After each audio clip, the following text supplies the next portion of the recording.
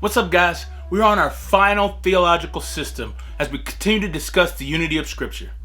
Now, the system we're talking about, it comes from St. Augustine, and it's called the Kingdom of God. Now, we understand the unity of Scriptures by understanding the Kingdom of God and its history, which has been recorded through the Scriptures. And guys, this is a good one. Well, if it's your first time here, I'm Paul, and this is Pauline Theology, and I'm glad you're here. And if you're watching and you enjoyed this video, please think about subscribing and join our community as we discuss Jesus, God, the Bible, and the culture in our world today. In the theology of the kingdom, we see that God has authored a plan that is conveyed throughout history to demonstrate foremost His glory. And this means as history is unveiled through man's sin, the promise to Abraham, the law to the people of Israel, the advent of the Savior, the giving of the Holy Spirit, the judgment of all men, and the new creation of the world, well, we find that man will inevitably and unequivocally declare the glory of God. Whatever has happened and whatever will happen will all be to demonstrate and cause man to declare the glory of God. The kingdom of God is initiated in creation, where man is forced to declare His glory based on the beauty of creation. God's kingdom is beautiful and perfect. Then, even in man's sin and subsequent destruction of what God has created good, man must declare God's majesty and the righteous judgment of man in his actions, but also give praise and glory to His magnificent grace and His pardoning of sinners by grace through faith. Therefore, in all actions, God is to be praised. This is His kingdom. The second thing that is to be understood in this kingdom is the sovereign control that He has over this kingdom, which in His control goes back to the revealing of the glory which man has to declare. As we read through the Scriptures, we begin to see how God is moving history towards a specific goal.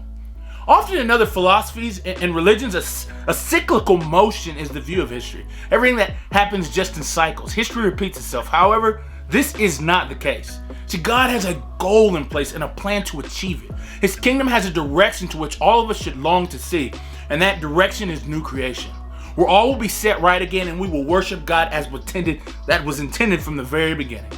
In Genesis, it was a garden. However, in Revelation, it's a city. This was the goal which Satan and man have tried to thwart. However, God will see His end come to completion. And all of history, as we read throughout the Bible, declares this.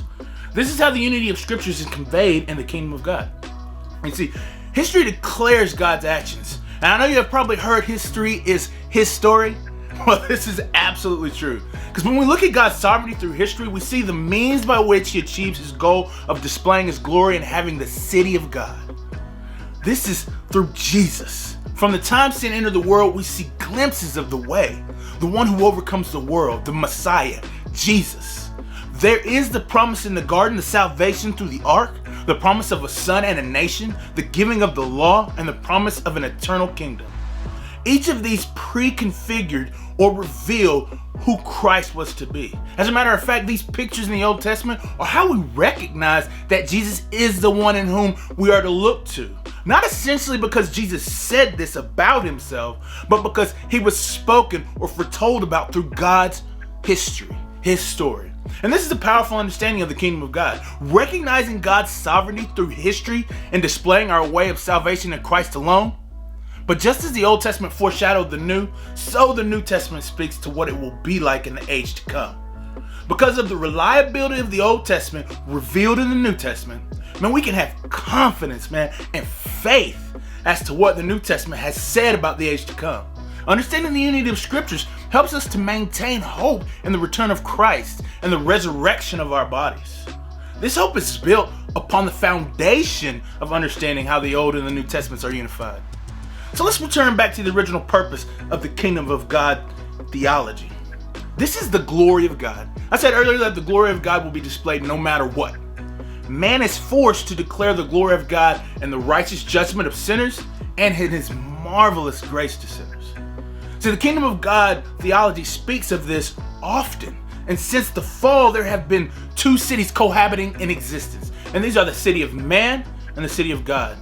Scripture displays this as well. Jerusalem is a picture of the city of God and Babylon a picture of the city of man. One is where the righteous king dwells and the people worship the one true God. And the other is where evil kings rule and worship false gods. But through the mouth of the prophets, we hear how the people will return to Jerusalem, and not only the Israelites, but all people will drink from its fountains. We will see this occur and have seen a partial fulfilling of this already in the church. It's filled with people from all tribes and all nations. And this is the glory of God. But the true fulfillment will happen when Christ has returned and we enter the true city, the one that God intended from the very beginning, that started out as a garden. But I also must say that God declares that we will rejoice in the righteous judgment of the wicked as well. And just as those nations were destroyed or overthrown and the guilty punished, so will all those who desire and dwell in that city of man. He will go to with the author of lies and dwell in that city for eternity and be punished as he proclaims Jesus is Lord and declares his glory. So the kingdom of God theology is understanding the history of the world as God's story of his kingdom. And in understanding this story, God receives the glory he deserves and declares his purpose for all creation through his son, Jesus. And as we've talked about all of these different theologies, it always seems to pinpoint or centralize on two things: God's glory and the person of Jesus.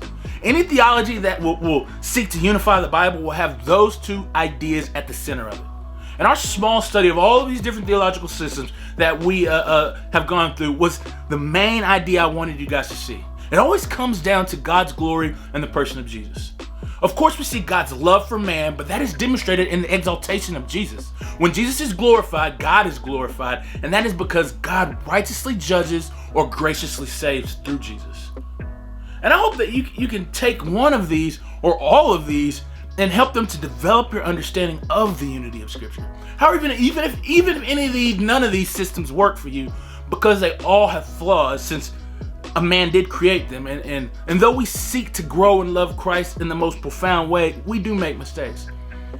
But I want to see that the entirety of the Bible can be understood in these passages and this story that testify to God's glory in the person of Jesus. So keep that in view as you study scriptures, and I thank you so much for coming along the journey with me. And I hope to see you again in the next videos as we continue to discuss God's goodness. May God bless you guys and keep you. I appreciate you for watching this video, and I will see you in the next one, guys.